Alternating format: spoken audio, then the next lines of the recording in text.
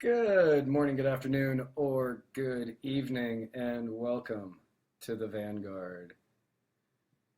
For Mohammed Kafifi Shaker, I am Matt Wright, and together we are traversing the muddied waters of freedom. What's up, buddy? Oh, nothing much, man. What's up with you? Not much. Not much. Enjoying a rainy Saturday here in the Gulf Coast. Yeah, it seems that ever since we pulled out of the Paris Accords, weather's been getting it's been much more so crazy. desperate out here. And I think it might have to do with the fact that ever since we pulled out, I realized that I can finally drive my car for 5 minutes more every day. I've taken advantage of that now. So there's more CO2 out of my vehicle every day. Yeah. It's just very sad, guys. It is just absolutely insane how much CO2 is just pouring out of America at this moment. Everyone's been waiting for this moment where we can finally shit out all the CO2 we want without anybody popping out to tell us, no! Don't do that! Don't! You're gonna kill them. You're gonna kill everybody. Everybody's gonna die, and it's gonna be your fault. Okay, well, let's keep all this stuff for I know. We need to. That's my bad. How did your week go? I had a good week. I had a pretty good week. I didn't really do a whole lot. Oh, well, tell us more about it while I try to share the video. Okay. So I wrote a new article that we will be putting out soon. I saw you already had posted it, right? Or was that just a preview? I just sent it to you. Okay, well I sent I it to you. saw it there on your computer. Oh, that was just a preview. Okay. Yeah, that was just a preview that I had. So that'll be coming out soon. And then I've gotten a lot of good feedback on it. Brian Wolf, our number one fan, Brian Wolf loved it. I think Becca's our number one fan. Well, yeah, but I talked to Brian, so he loved it. And then I did some good writing on a new book I am working on. So people that actually... What's the name of the first chapter? Death. Yeah, you should listen to more death metal. Why would I listen to more death metal? Because it'll get you in the mood. Just because it gets you in the mood to die and you listen to it constantly doesn't mean it works. It makes me want to kill people, not die. Viking metal is death metal. That gets you in the mood to kill people. Right. It literally makes me want to get off of my longboat with my brothers, and we see that monastery off in the distance in that small, very, very, very southern Nordic town. It's got that. It's got a preacher. He's here trying to spread his heathen faith, trying to make people we won't even utter the name of that faith, but we go down there and we slaughter everybody because that's what we do as Vikings.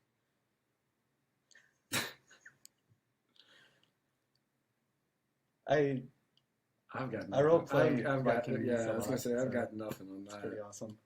Vikings are awesome. Not for killing Christians, but they're awesome. Right. Jesus.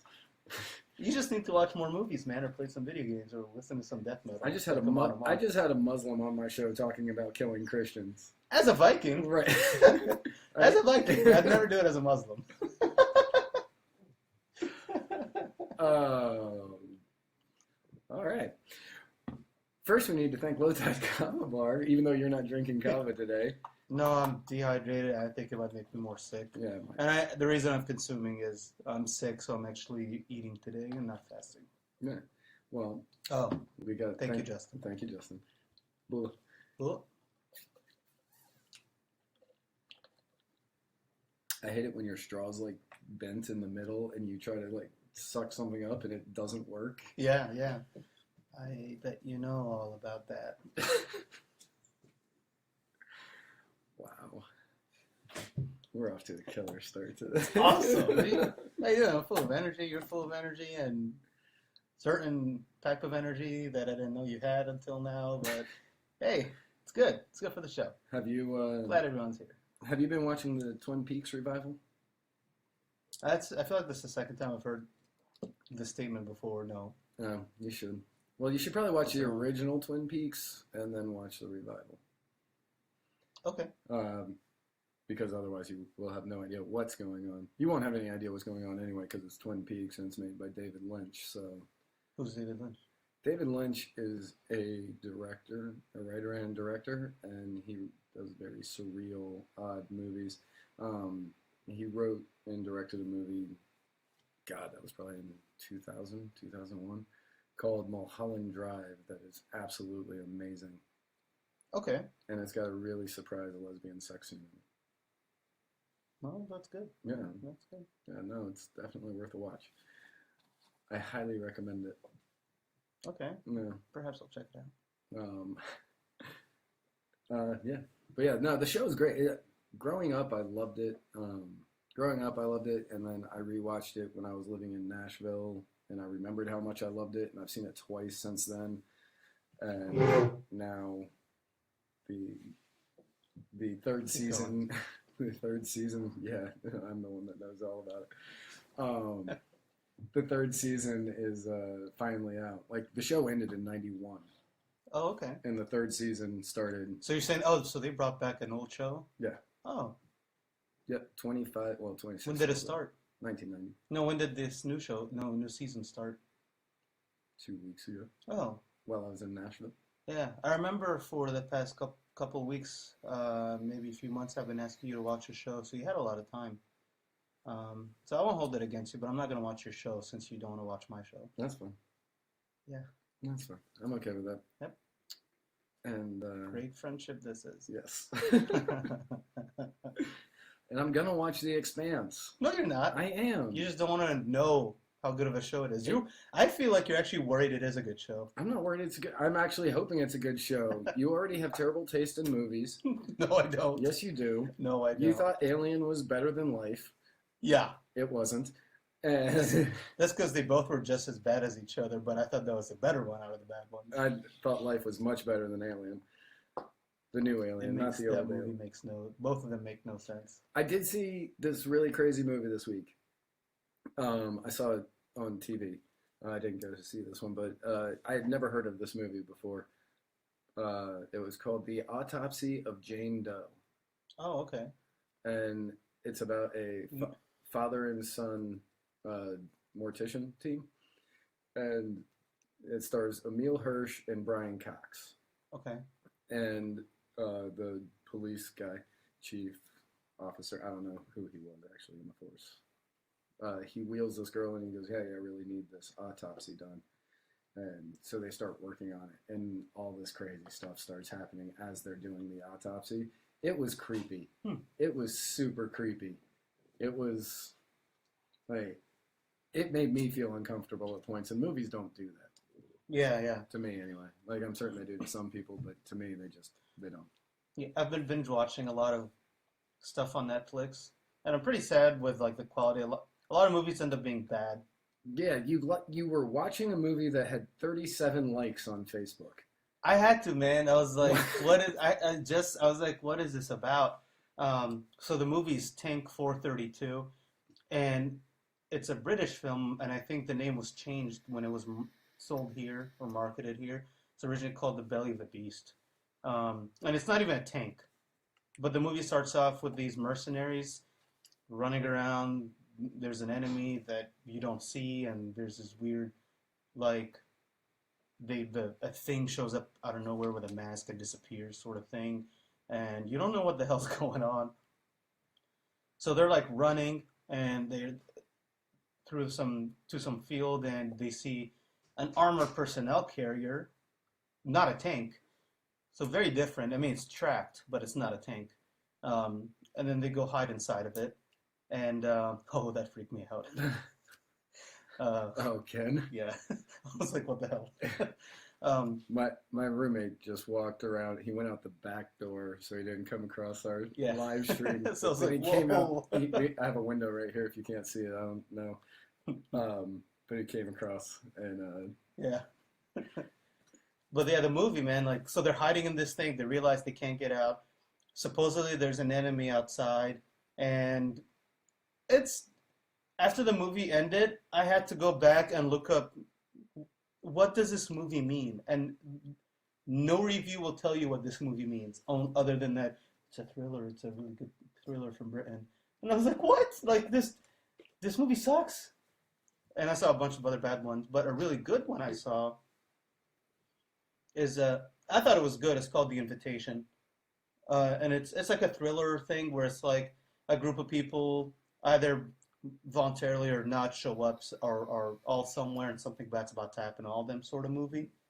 Like there's a movie called The Circle, or kind of like even Saw, you know. The Circle is like 50 people there and they all start dying off one by one, something like that. Oh, so like a 10 Little Indians kind of thing? I guess, yeah. But yeah, this movie, The Invitation, ends up being about like a cult.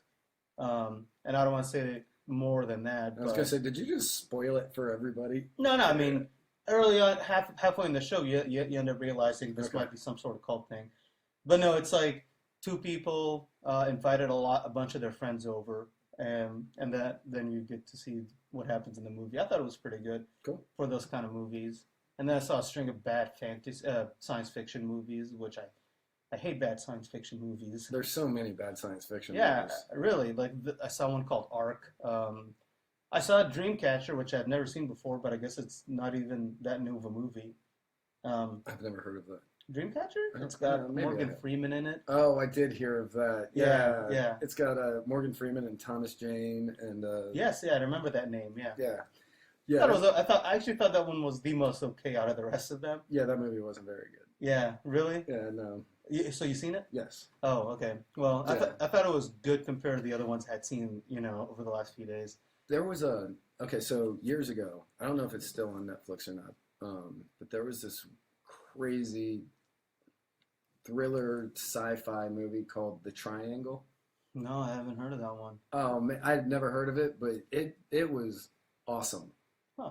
It's like it has to do with like time loops and warps and stuff, and Yeah. and this girl Yeah. is stuck on a ship. So I thought it was like a Bermuda Triangle thing, and it kind of is, but it's not. It's weird, but if you like thriller and sci-fi kind of things, definitely watch that movie because it's crazy. Yeah, no, I'll check it out. It's not like a great movie, but it's definitely worth a watch. Okay, the Triangle? The Triangle. Yeah. No, I'll watch it. Yeah. Another one, and the show I've been thinking of getting into because everyone's talking about it. I watched up to the 8th episode and I thought it was good, and for whatever reason I stopped watching. The House of Cards. So everyone's watching it if they're into politics, obviously. You're only up to episode 8. Yeah. Well, I stopped watching it. This was like 2 years ago when I watched, Oh and man, then I stopped. there's so much that you have to Yeah, look yeah. forward to. That's why I got to start watching it again. I have not finished this season yet. I think I have 3 episodes left. You mean like because they just started again, right? Yeah. So you mean the last season? No, this one. Oh, okay. Because Right. it's released on Netflix, and all of them are released on one day. Oh, okay. I see. what you're So saying. I Oh, it's a Netflix series, right? Yeah. Yeah, that's why. Okay. yeah. So every other season. Well, okay. The first season, I watched like 2 or 3 episodes a day until I was done, and then seasons 2, 3, and 4, I watched one day. Like that was. I turned my phone off. I turned on Netflix, and I just binge watched the crap out of Kevin Spacey Yeah. being the dirtiest politician of all time. Yep. And he does it, and I'm like, Frank, you're good. Yeah. You can do whatever. Kill as many people as you want, buddy. You can do whatever you want. I don't care. Yeah. This season, I was like, okay, I'm not going to just binge watch the entire thing in one day because I always get so mad at myself whenever I do it because after it's done, I'm like, well, what now? Yeah. I guess I could watch The Expanse, but Yeah. so I ended up not doing that this time, and I've got a couple of episodes left, and I think I'm enjoying it more not binge watching the crap out of it. I think I like it better that way because it actually gives you some time to process what you've already seen and think about it. But it's not as good as last season, in my opinion. Last season was so good. God, last season was good. And the end of last season, if they cannot top the end of last season. Yeah. I actually really hate having to wait on shows. That's why I try not to watch a show that's really good and new. Just because I hate 2 things. I hate that it might be canceled, which Fox usually does for some reason. Bring back Firefly. Yeah. they always will cancel a good show with no good reason. Um, which for example, uh, I've heard about this show and I wanted to watch it and I was about to until literally 2 days ago. Netflix said they're canceling Sense8. Really? Yeah, That's insane. that's what a lot of people are saying. And then I realized maybe it's good I didn't even watch it then because then I was gonna have this shitty cliffhanger. That's what happened with another show on Fox called John Doe. It's really awesome. It's about this super smart guy that got washed up out of nowhere. He doesn't know anything except for that he knows a lot of things. Yeah. And the Dollhouse is another really good show that ended after 3 seasons. They ended up basically cramming the rest of the show to just give it as much of a closure as they could, and I hate that. That's happened to Joss Whedon a lot. Yeah, yeah. Another good one, The Continuum. I think they could have taken it more, but they had to stop it after also 3 or 4 seasons, something like that. And I hate having to deal with something like that. Right. And the other one is I hate waiting. Like it's so annoying. With The Expanse, I really hate having to wait because it's such a good story, and I'm like, now I gotta wait till next year because that's literally how long it keeps on taking. And I waited to see season 2. Right. Did you ever watch the show My Name Is Earl? No, No? The last episode of My Name Is Earl ends with "To Be Continued." that sucks. And then, yeah, because the guy that created it, Greg Garcia, Hmm. I think is his name. Greg Garcia went to Fox. Nope, NBC. Hmm. I think it was one of those two. I don't remember. He went to whatever studio, whatever network had it, and he said, "Hey, we want to do a cliffhanger with a "To Be Continued. Are we going to be around next year?" And they said, "Yeah." And then they said, never mind. And then they said, "No, never mind." So at the end of it, the main character, Jason Lee Earl Hickey, finds out that one of his kids isn't his kid, which is obvious because the kid's black. Hmm. And there was going to be an answer on who the dad was. And it was "To Be Continued." Oh my God, yeah. And it never got continued. Yeah. Oh, well, oh, dude, I'm sorry. Another good show is The Dome. And I guess I've heard that's good. Yeah, it is. I think it's based on like a book series or maybe Yeah, I think just a book. I think it's Stephen King. Yeah, and I think it is. And I loved it from the first episode. And it actually does end on a cliffhanger. I think at the 4th season, maybe. And I guess from what I read, there's a lot more to the story on what happens after the stuff happens at the end of the show. Like, I don't want to say anything in case somebody decides they want to watch it. But it is a good show. It's science fiction, aliens, that sort of thing. And that's what I hate. Like good sci-fi shows get canceled. Enterprise got canceled, and it actually got better, by the third and fourth seasons. But they still canceled, and it's like you could have told more about Captain Archer and all that. Have you watched The Leftovers? No. It's on HBO. It's on HBO. They're in the 3rd season, which is the final season. The first season was amazingly good, and then they canceled it. I don't get that, man. And then it was so good, and HBO canceled it. And there's this group of people in The Leftovers that wear all white, and they never speak, and they just smoke cigarettes constantly. So a group of fans went outside of HBO dressed in all white and just smoked cigarettes as like a form of protest. And they brought it back, and I need to finish season 2 because a lot of times I'll start watching a show with somebody, and they're like, "Oh, well, don't watch without me."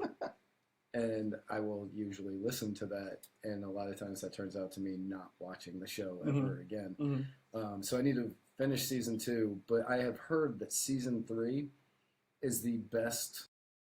Oh, so they actually kept it going then, huh? Yeah, they did. They got picked back up, and they got to finish out the story. What is it, some kind of sci-fi movie? It's a sci-fi drama horror I thriller like that. thing. Yeah. It's about one day, and to the best of my knowledge, it's never really explained. Essentially, it's kind of like the rapture happens, and a bunch of people are just taken. Mm-hmm. They're gone.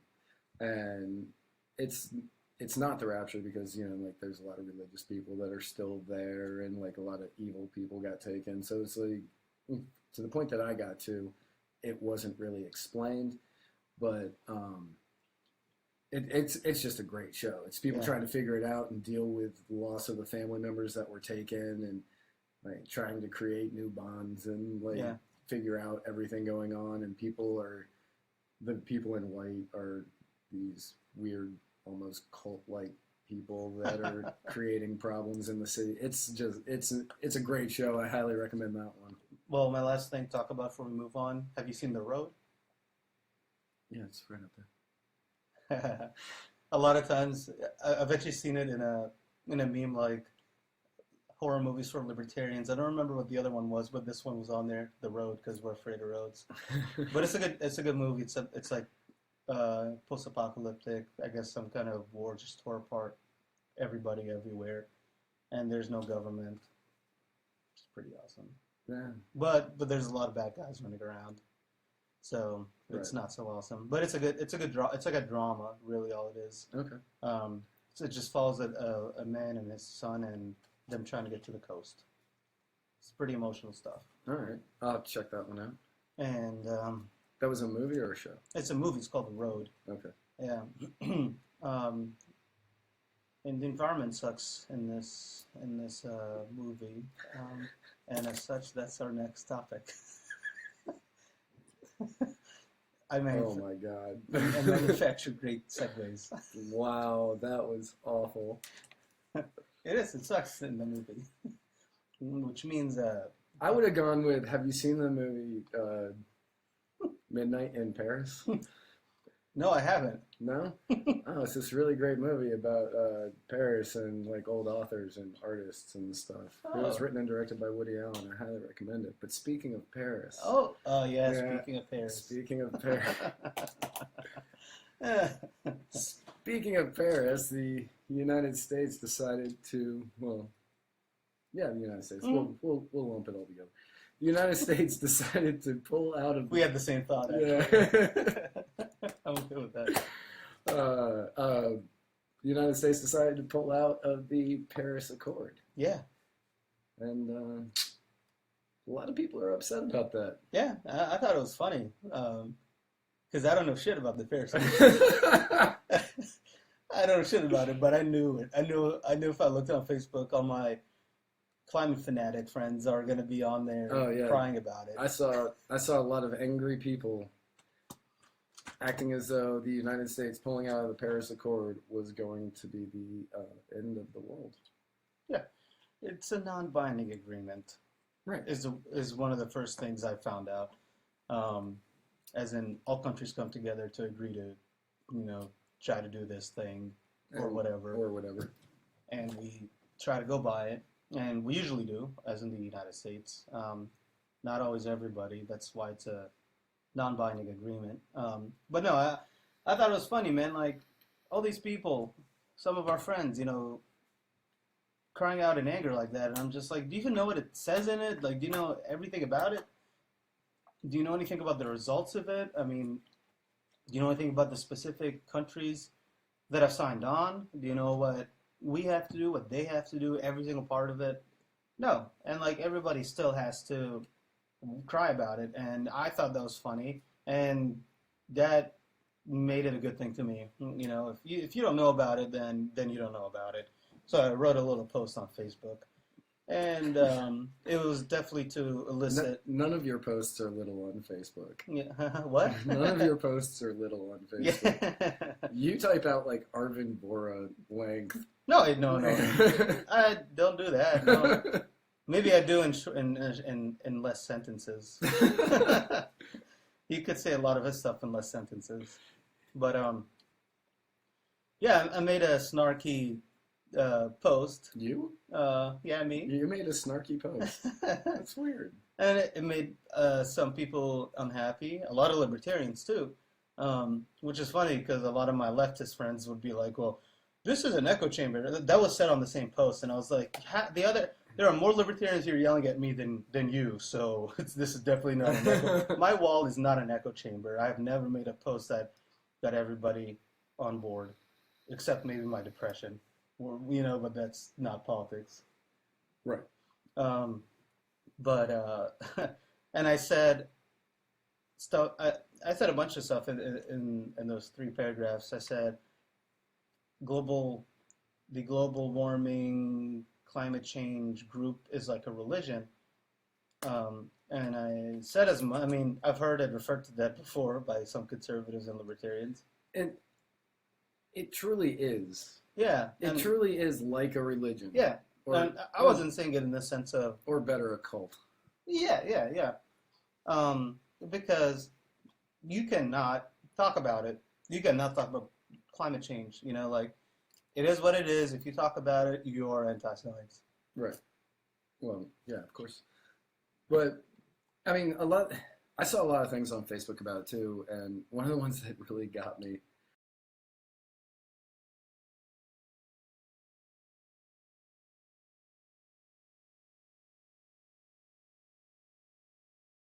Are they? I don't know. Are they? According to a meme I saw, I didn't research it. I saw it and I was like, all right, but China's also the world's leader in pollution. Yeah. So Yeah. So I mean, you're just picking one random thing and saying, well, look, they're leading here, but what about? Somebody also responded saying, well, whatchamacallit, well, Costa Rica gets 95% of its energy from renewable sources. And I was like, what the hell does that mean about anything? That's because what the rest of my statement was me saying that I feel as if it is some sort of big conspiracy, a Western conspiracy to keep poor and developing countries from developing. Because if you talk to any climate change, whatever person, which doesn't mean anything, like, I believe in climate change. You can't not believe in climate change. Climate changes. They should call it something else. They should call it like global warming. No, not even that. They should. Oh, they want to change the name. We should change the name again. They should call it what it really is, because like everybody believes in climate change if you know anything about the history of our planet, you know. Right. The climate changes. Yeah, the climate changes, but obviously it's not about the climate. I feel that it has to do with human progress and development causing the change. So I don't know how the hell they would condense that, but you know. If you talk to people that are believers of climate change and global warming, they'll tell you we need to do every damn thing possible right now, you know, to save the planet, you know, or whatever, to save the trees, and everything, whatever we can do, you know. And I come from I made that post was 100% an economic question, not a science question, because I really don't know, and I don't think anybody alone knows. Where was I going with this? Oh, so what I was saying was, you're telling me is there are poor people all over Africa, sub-Saharan especially in Central Africa and Eastern Africa, and parts of South Africa, approaching the country, where, you know, there are poor people that are living in these mud huts, burning trash to cook or, you know, make heat or whatever, and that's so shitty. But that's nasty. It really is. But if that's what they need to do to get by, who are you to tell them not to? And as a country, if a country decides they want to burn coal, who are you to tell them not to? Who are you to tell them to wait? You know, you have to wait until the West provides you with the resources and the knowledge to get clean energy. And I think that's preposterous, you know, like, I think you're being very elitist when you say something like that. Why are you taking away other people's and countries' will and self-determination to advance on their own, and have to wait for you to come in and hand them what they need to live a better life? Because people don't realize that, you know, you're going to have to burn whatever coal, gas, oil that you have to make energy and to build up an industry, you know, a big thriving, you know, like industrial revolution type in that sense, like we had in the United States and all of Europe and Russia, right, when it all started. And development in a country is a cycle. So we had to start off somewhere, and we started off with coal and oil and whatever we had. Now we have a lot of natural gas, which is cleaner than the other ones, but it took us a while to get there. The point is, it took decades and a century and a half of developing our economy as a totality to get to the point now where we can build solar panels on top of individual houses in big fields, to put up big windmill farms. And you can't expect every other country to get to that right now. They have to get to their own industrial revolution. And Africa has other problems that are stopping them from get to that. It has a lot of different sorts of government intervention that's stopping them. But once they get that out of the way, they're going to have to start somewhere. Right. So who are these people tell them to not develop? Why shouldn't their people learn how to produce, learn how to engineer, learn how to come up with their own technology and get there, then have to wait on us? No, they should be able to do that. They should be able to use whatever energy they want to get to the same level we're all at, rather than tell them, they have to wait until we give them the means of getting clean energy. That's just hypocrisy to me. I agree with that. I mean, but so much of the Paris Accord was hypocrisy in my mind. As of 2012, mm-hmm. I believe that was the stat we saw. As of 2012, Russia had paid no money in, India paid no money, China paid no money. Yeah. And the U.S. paid $1 billion. Yeah, it's the Global Green Fund, and those are the top polluters in the world. Right. And only one of them was putting money in. Yeah, us, Right. And I don't know how people think that's fair, that we should be the country always paying for everybody else. And China is the #1 polluter in the entire world. 100%. We're number 2, but China's number 1. Mm-hmm. And according to the Paris Accord, China had to have no change in emissions. Well, they had to have no change. It's they didn't have to reduce. Really, they didn't have to reduce. Russia was allowed a 15% increase. Yeah. I'm glad you pointed that out, because I really thought he was saying 50. Yeah. And that's a huge difference. Mm-hmm. But yeah, a 15% increase, and we are expected to do a 20% reduction. And I'm not saying that we shouldn't do a 20% reduction. What I'm saying is, if we're the one paying into it for all these other countries to be able to, continue to grow and to do jobs the way that they do, why are we sacrificing the jobs here? Yeah. Just to help the other countries out. We can still do a 20% decrease. Yeah, without being a part of it. Yeah, and that was the other big thing that I had mentioned on there, because definitely all my local friends, they're, I call climate fanatics. They're without I didn't even state my opinion on climate change. Oh, well, you're anti-science, you don't believe in it, your views are dangerous. And I'm just like, I didn't even say anything about climate change. This is all about the Accord itself. And the ignorance here is the fact that you think, or they think, that you have to be part of this agreement to be a believer in climate change. No, you can do both. You can, I'm not saying I am, because as I said, I don't know, but you can definitely be a believer that humans on some level or all levels believe in climate change, and also not be a part of this agreement. Why would that stop anything? What?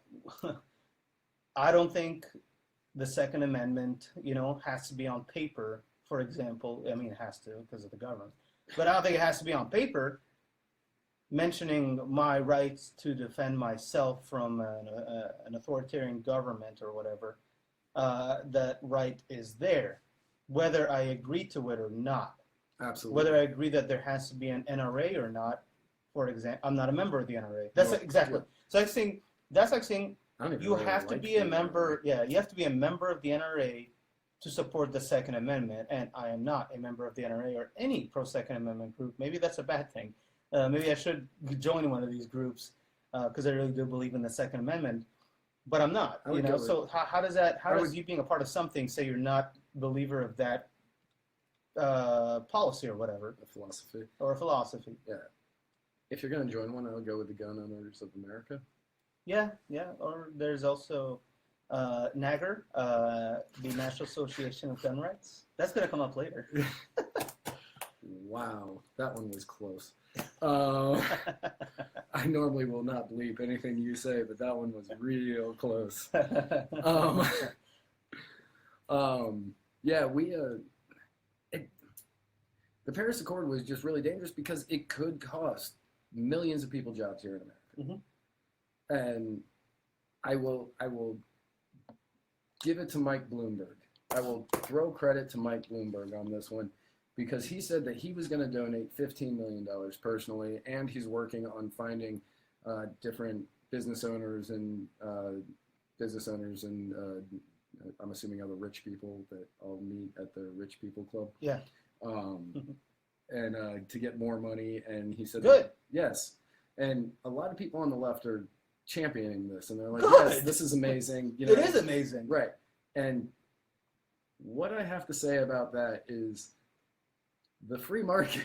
Spoken. The free market will prevail. Yeah, And yeah. The free market will fix the issues that the government cannot Yeah. or chooses not to. Yeah, yeah. I mean, if all these big, I don't want to say liberal because it's not. I don't think it's really. I don't think it's a liberal thing. I think liberals are the loudest, Yes. in my opinion. but I think it isn't across the board. There are people from Yeah. both parties that truly believe in this, and the people who truly care and think that we need to be a part of the Paris Accord, they can fund it. Yeah, exactly. And that's good. Let the rich bastards pay for it, right? Isn't that what we're all about at the end of the day? Is that the rich people aren't paying enough? Well, there they are.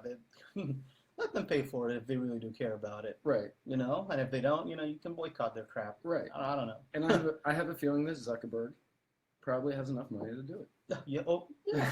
Yeah, man. Yeah. Him and a lot of them that believe in this stuff. A lot of times, like you'll see those rich people. A lot of times, some not always, will go out of their way to, advocate for stuff they really believe in, like the Koch brothers and criminal justice reform, for example. Right. Going out of their way, being one of the biggest companies out there with 60,000 in this country and over 200,000, I think. This was like maybe a month ago. I had seen this because of another conversation I was having with somebody. They're employing all these people, and then they decided we're not going to ask about past criminal history for our new hires, and that's a good thing, and I'm glad they're doing it. Yeah. Let the rich people go ahead and do what they need to. You shouldn't have to force everybody else to pay into something like that. Were the Koch brothers the ones that were behind the Ban the Box initiative? I don't know what that is. It was a bill. It may have just been a state. No, actually, no. I believe this was in Missouri. The governor signed a Ban the Box bill, Mhm. which was a bill saying that you could no longer put on applications, have you been convicted of a felony? Oh yeah, I'm sure they supported that. I'm certain they supported it. Yeah, yeah. To me, well, I mean, at the end of the day, honest to God, yeah, I believe that that humans have some input to what's going on with the change of the climate. I don't know, but I don't know to what level. I'm never going to claim to know to what level. I look at everything from an economic point of view, and I think that there have been a lot of infiltrations into the climate change or pro-environmentalist movement have had a lot of infiltration from anti-capitalist or socialist, actors. I don't know to what level, but when you see how a lot of these conversations end up going towards being anti-human development and anti-capitalist, that always gets me to start questioning, if they really believe in this stuff or not, which, I'm not saying that's all it is, but And I do think that has to be a part of it. I think they do believe in it. I think they believe in it, but I also think that they believe in it because it's easy. Yeah, maybe. I think they believe in it because it's an easy one, and it's like, I support the environment. And who's really going to say, oh, well, screw you? Yeah. Nobody's going to say, oh, screw you for supporting the environment. But then you also have like Harrison Ford. Harrison Ford, big environmentalist. Support, very big on green energy, blah, blah, blah. He has like 3 private jets or something like that. And somebody said, well, if you support the environment and you want to promote green energy, why is it that you will fly your private jet places as opposed to flying commercial? Yeah. And he responded with, I will stop flying my jet when you stop driving your cars. And it's like, that's just a huge hypocrisy. Yeah, I agree. Right. It's like, oh, well, no, I'm not going to give up my jet because you still drive around your Eclipse. Yeah. And which, funny enough, like, I don't go out of my way to drive a 4-cylinder automatic Eclipse that has great gas mileage, on it.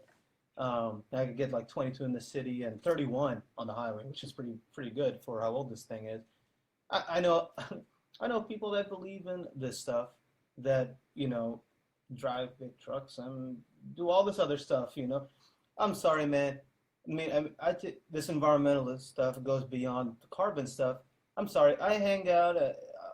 I'm not calling out anybody by name here, but when I go out to to all of our kava bars, I'm cleaner than most people.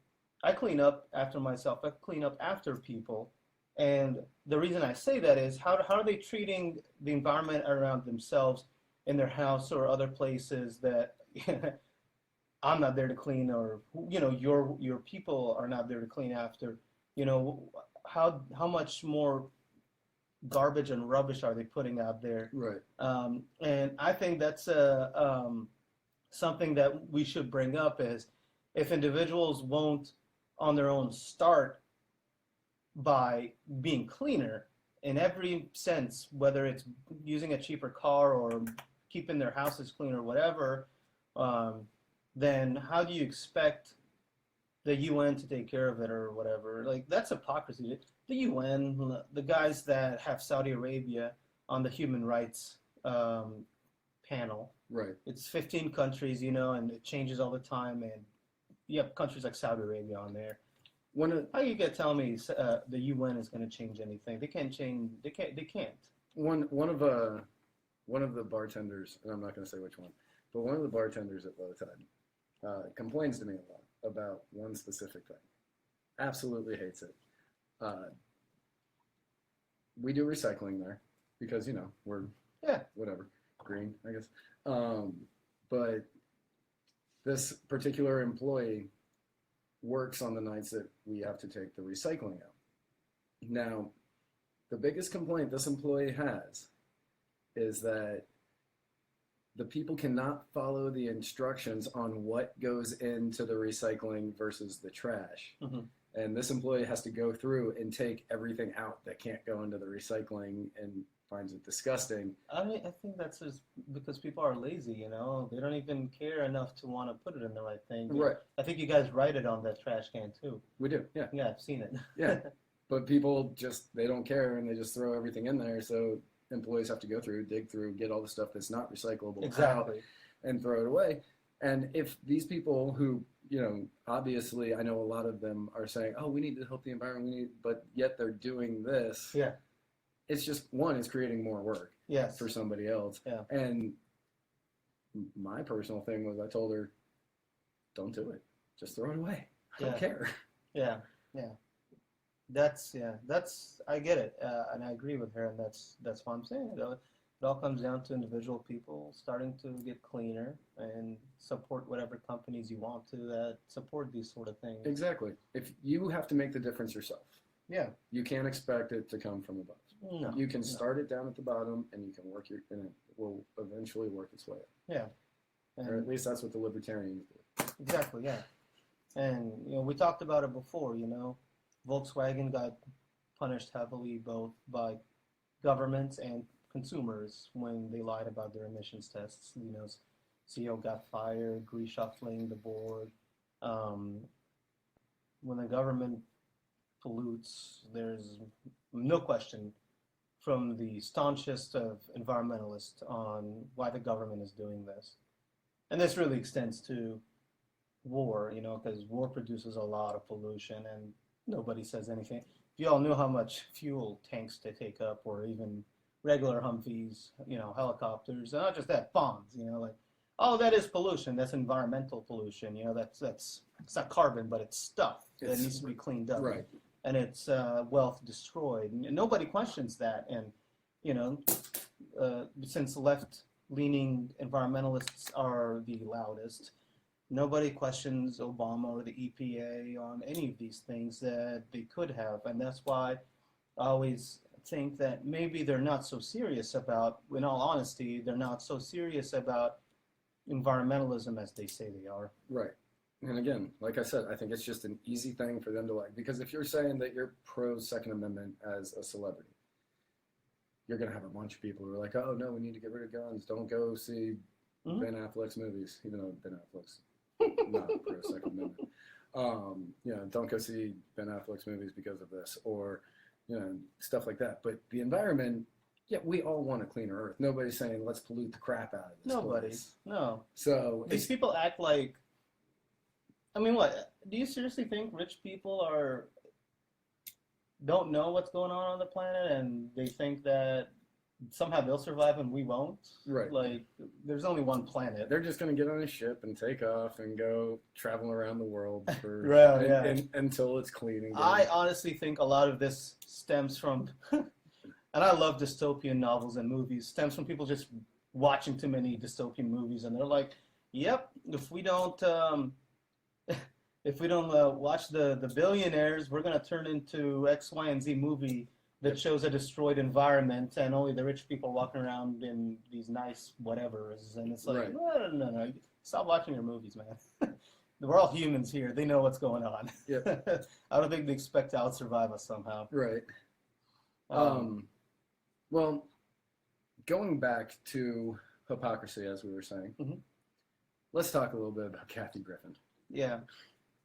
And Bill, we're going to talk about Bill Maher too. Yeah, but Kathy Griffin, since she's the one that kind of started this entire conversation, as we all know, did a photo shoot, and in one of the in probably multiple, but there's one really famous one now. In one of the photos, she is holding a severed, bloody head of Donald Trump, which, as our former guest, Greg Bowen, said, Guar did it better. Yeah. But, even Nick White said that. He's one of our local friends. He's like, I'd be surprised if people go to a Guar concert. But I got something to say about that after you're done. Yeah. I mean, I don't think people who listen to Guar give a crap. They don't. Yeah. But Kathy Griffin, she's on CNN. She was one of the celebrity spokespersons for Squatty Potty. So, she had things going. Yeah. She was definitely moving up. Yeah. But so she posted this thing. She did this photo shoot. It went out, and the backlash on it was quick, and it was rough. Like she got fired from CNN. She got fired from Squatty Potty, and then she came out. She didn't apologize. She did apologize, and then after she got fired from everything, she came out and said, Donald Trump and his entire family are bullying me and trying to ruin my career. And I think she did that herself. Right. You took the photos. Yeah. Like, okay, I support every ounce of me supports her right to take that photo.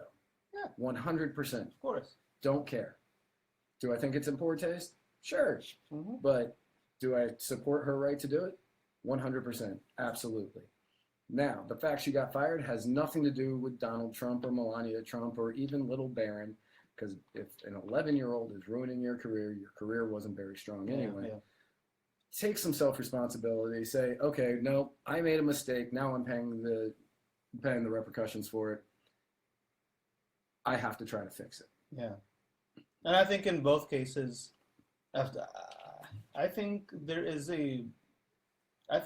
is liberal privilege when it comes to stuff like this, to be honest. And some of my friends didn't seem to agree with what I said when I said that the left has the monopoly on um, what did I say? They basically have a monopoly on being respectful and nice to people. They have the monopoly on the phrase "love trumps hate." They have that monopoly going for them, where they are the nice people and they're the inclusive ones, and so on and so forth. And to me, I think that's the hypocrisy and that's the privilege, where you can say whatever you want and you really won't be questioned on it unless it ends up being something too disgusting. Um, I, and some of my friends even start saying, "Oh, you're butthurt, and you want to limit her speech now, free speech." And I'm like, I didn't say anything like that, but I'm free to call her out on it. Right. And unlike everybody else, I am calling a lot of people out on this. I've called out all conservatives and anybody that may have done anything in poor taste towards President Obama, especially because a lot of it too kind of had to do a little bit with me. He's a Muslim, and I'm like, really? Like that's the bad thing. On top of that, you had the effigies of Obama. You've had all the stuff drawn about Obama. I've never thought it was good. I've always voiced that I didn't like it. So I have the same ground to stand on here and say that's disgusting. These people so many people were bringing this up, and they're like, yeah, well, what about the people that were burning the effigies of Obama, or whatever.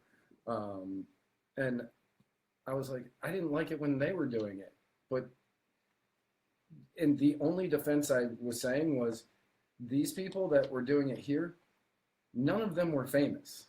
No, they were just people who were doing a protest. I don't agree with their protest. I think they have a right to do it. I don't agree with it, but I doubt any of them lost their jobs or anything like that. Yeah.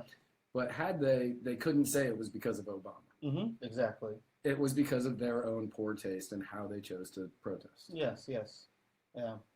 Crap, I think there was even a Marine that said something about President Obama, and I think he might have... I think he got booted. Yeah, I think he did get booted. Yeah, I remember. So, yeah. I remember that happening. Yeah. But then, okay, so... Conservatives don't claim to have this air of we are nice, and it goes back to every time. I'm not saying that means they're right or they should say all the nasty stuff, obviously, but that's why I think if you're gonna claim you're for something, you should practice it rather than just say you are. But yeah, go ahead. Well, what I was gonna say is to go along with Kathy Griffin doing what she did last night. I think it was last night, maybe the night before, with Ben Sissy. Who? Ben Sassy. Oh yeah, Ben Sissy, Ben Sass. Ben I never know how to say his last name. I'm not 100% sure either. But earlier when you were like Ben Sass, I was like, who? Yeah, because Ben Sass. He was on Bill Maher, and Bill Maher said, yeah. He said, Ben Sassy said, come on out and work in the fields with us. Yes. And Bill Maher responded with, oh, I'm a house N-word. Yeah. And he dropped a hard R on it. Yeah. And then they continued on. Like it was nothing. Yeah. And many people on social media have kind of flipped out about that. Yeah. It's something to flip out on, I think. Yeah, I agree. But it goes to say that, Bill Maher, just like Kathy Griffin, felt, I can say this. Mm-hmm. I can say it. I'm not going to get in trouble because I'm Bill Maher. I'm Kathy Griffin. I can do these things. It's not that big of a deal. Yeah. And the backlash comes. It's strong. It's hard. And then it's like, okay, well, I don't actually see Bill Maher apologizing. I don't know if he has or not. Yep. Did he? Yeah. Oh, wow. Right away. That's why everyone's like, okay, so did you mean it? Did you have your apology pre-written? Like, what was it? Right. Are you a comedian? You're taking your jokes back? Right. Yeah. I mean, I don't think African Americans should have the monopoly on using that word. I think the word is stupid in its actual meaning. I don't think anybody should be using it freely, but it's all on you to use whatever words you want. Yeah, but, I mean, the actual definition of the word is ignorant. Yes. And, the fact that it's become a pejorative Yes. Yeah. is something that we have sort of allowed to happen as a culture. Yeah. And what I've always told people, do you know what an Okie is? No. Okay. An Okie is a person from Oklahoma. And back prior to whatever year this song came out, it was an insult. You did not want to be called an Okie. Yeah. It was, you know, you were like a backwoods redneck hick kind of a thing. Yeah. And, I just blanked on this dude's name. He sings a song called the Okie from Skikokie. And, you know, it became a hugely popular song. And after that song, people were proud to be called Okies. Yeah. Yeah. And, I mean, I'm not saying that, you know, you can change the terminology of the N-word with a song. But well, I mean, it's not like rap does the name any justice. favors, Yeah, really. I mean, it really doesn't. They really just double down on what it actually means. Right. Originally, I guess. Right. So, yeah. So it's we give words their meaning. Yes. And we decide whether it's good, whether it's bad. Yes, perspective, Right. subjective. And we are the only ones who can change it to make it where it's not a bad thing. Yeah, yeah. So, like, my buddy owns a company. My buddy, Tico is his name. Great guy. Mhm. Guitar player out of Nashville. Well, he's from Oklahoma, but I met him in Nashville. Oh, an Okie. He's an Okie. Yeah. He owns a t-shirt company called Okies Rock. Uh-huh. And, yeah, they're cool shirts. But, you know, even though that name at one point was a pejorative for people from Oklahoma that were fighting words, Mm-hmm. you know, now it's something that they wear as a badge of honor. Mm-hmm. So, you know, like, I would never call you an Okie because you're not from Oklahoma. Yeah. But to me, that's Yeah. just all it means. It's just that's a person from Oklahoma. Yeah, yeah, yeah. So, like, with Bill Maher, like, that word, Mhm. which I'm not brave enough to say on the air, you came real close earlier. But Bill Maher, like, he said a word, and you could take that back. Kathy Griffin, you held up a decapitated head. You can't really take that. No. There's only one thing that means. But at the same time, you have the right to say it. I don't care. Yeah. But you have to deal with the repercussions of it. Yeah. I mean, I even had some libertarian friends saying, yeah, that's good. You know, we should kill any president. I'm just like, you know what? You know, like, I am for the death of the presidency as a position, but I feel as if a lot of libertarians talk a good game about getting rid of the oppressive government. No one's actually going out there, you know, actually doing anything. So slow down. Right. I don't think that we should be assassinating our presidents. I wouldn't have a problem if we got rid of the office, but I don't think that we should be just offing people. No, because we're not. I don't know. We're not communist revolutionaries. No. With all due respect. So. Is there? Never. Yeah. Right. Oh, man. All right, so we're almost out of time. But Whoa, no. And the last thing, on that same topic, I thought it was stupid. They're also blaming Ben on it. Who? And this Ben Sasse. Oh, Ben Sasse. They're trying to blame him on it too. They're like, oh well, he's a culprit. What? Like, you're on Bill Maher's show. Right. Bill Maher, you're on his show. What are you gonna say to him? What are you gonna say to him? You know, Right. Like, it's really hard to attack a lot of the talk show hosts. I'd say one of the hardest, if not the hardest person to attack or to correct on the show. And maybe he should have, you know, like maybe he should have. Like, that would have made Republicans look pretty good, you know. But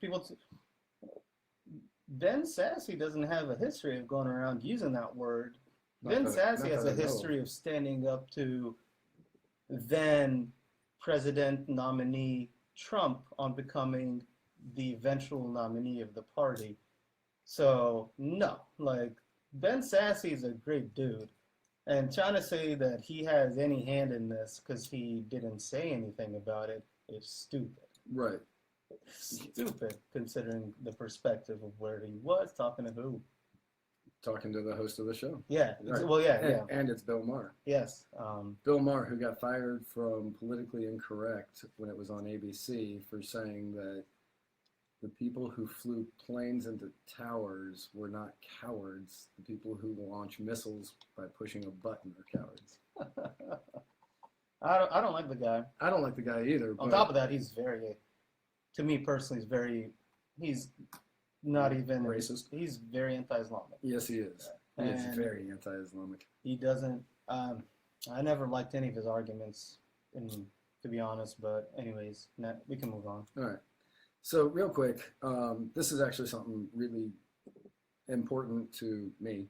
And I think this is the first time this has happened before. I'm sure I've read many stories like this, actually. Yeah, I think this is the first time something like this has happened. But there is a gentleman out of Michigan, former pastor, named Keith Wood, who 2 days ago got sentenced for trying to influence a jury. Yeah. And how he tried to influence them was he handed out pamphlets on jury nullification. And for anybody out there who doesn't know what jury nullification is, jury nullification is where you are sitting on a jury and you think that whatever crime, okay, so let's say Muhammad is the defendant, because obviously out of the two of us. So Muhammad is the defendant, and you think that whatever crime he was charged with... Usually a victimless crime. Usually a victimless crime. Yeah. You know, like possession. Possession, yeah. Yeah, possession of marijuana, or drunk in public. Yeah. I personally go as far as saying even transporting, so when it's a large amount that is obviously not for personal use. Right. I even think that's a victimless crime. But yes. Right. No matter what, like, if you think that crime should not be a crime, you can actually vote not guilty, therefore nullifying the jury and letting this person go free. Yeah. Or even convincing the jury, I guess. Or that is a possible thing to do on a jury. It is. But if you say, yeah, no, like, if it's just you and you can't convince anybody else, it's a hung jury, trial's over. Yeah, yeah. So it is the number one way, the easiest way for any single person to make a difference in this system that we have. Yeah. And it is the most important thing we can do, because the people who are going into trials for, like small drug busts, small possessions, drinking underage, things like that, we can actually stop them from going to jail. Yeah, and a lot of this stuff too. I'm glad he's doing something like this, because when I went to be on a jury, which never happened. Yeah, me either. I didn't get picked either. I was so upset. Well, I never even got the forget the French word they use when they interview you. Never even got to that. But a lot of my friends asked me about it, especially out of my liberal friends, and a lot of them that would have definitely be candidates to use jury nullification never even heard of it. And it's always surprising me. Like, it seems like only libertarians know about it, and that's not really a good thing. I think everybody should know what jury nullification is, because it can save someone's life. It can absolutely save somebody's life, and I think that is the most important thing we can do. So next time you get called for jury duty, don't try to get out of it. Go. Yeah. You can actually make a huge difference in one person's life. Yep. And it is exceptionally important that that happens. Granted, if the person's like a rapist or a murderer, I hope you. I hope you agree with those laws. Yeah. But like jury nullification on victimless crimes, yes. Right. We can all get together and we can all change the punishment that goes along with these crimes if we all just actually work together on that one. Yeah. I agree. Yep. Well. Yeah. So that is it. We're only slightly over time today. That is amazing. Yeah, that's true. Yeah. That's good. So thank you all for watching. Thank you all for listening. Please like, please share, please do everything you can to get more people to see these two faces or hear these two voices. Do you got anything else? No. When are you posting your article on the LPPR failures? Probably Monday. Okay, cool. Probably Monday. So be on the lookout for that. Yeah, be on the what lookout. he has to say about it. And you'll be able to find that on muddiedwatersoffreedom.com. Yep. Which is also our website where you can listen to all of our back episodes. Yeah. You can also find us on Facebook at facebook.com/muddiedwatersoffreedom, on Instagram at muddiedwatersoffreedom, or you can follow us on Twitter at muddied_waters. All right, guys. Thank you for listening in today. And just remember where we're going. Hang on, I'm not ready. Okay, we're going nowhere. You're ready. Okay, now I'm ready. We might need one. Where we're going. We don't need roads.